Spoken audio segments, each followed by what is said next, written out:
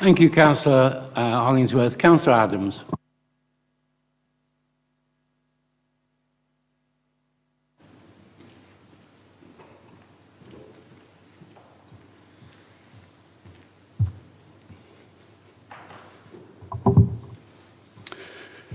Good evening, ladies and gentlemen. It was the 24th of February, and for no other reason than my brain can explain that I woke up at 1:30 in the morning.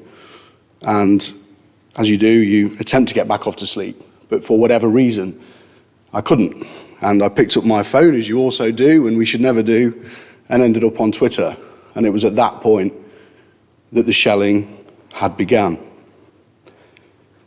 I went to sleep that night, eventually, after watching many updates, many awful pictures as they begin to feed through, hoping that maybe I would wake up in the morning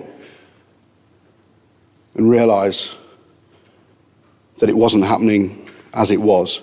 But that was not to be the case. And the image that I saw, which will stick with me, I suspect probably for the rest of my life, was a load of children with colouring books going underground.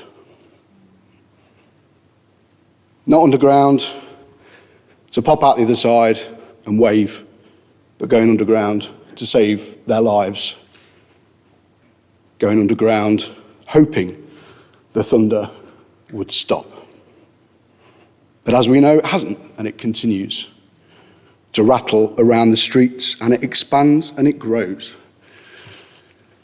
And that morning, I took the decision to discuss it with my children, because I figured they're going to go to school that day and there's going to be discussions about it, and maybe they'll get the wrong story. Maybe they will get a story that's maybe dramatised.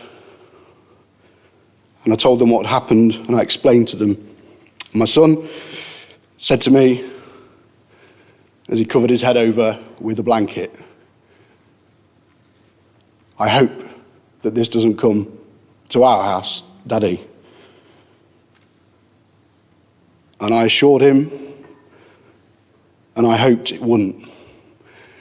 But I tell you one thing, ladies and gentlemen, if this ever does come to our door, I will stand up to it.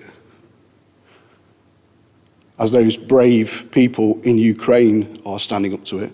They make me proud every time I hear about a moment of saying, no, this isn't right, this is where we live. You shouldn't be here trying to take away our way of life.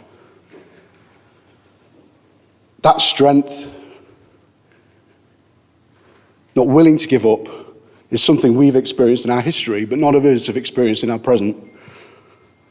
And like the people who went through those awful things in our own country many, many years ago, I hope it comes to an end, a safer end, and I hope the bloodshed stops. And I hope this motion today says something of the people we are and the way we feel, and that we should resist this with everything we've got. Thank you for listening to me. And thank you, Councillor Adams. Thank you.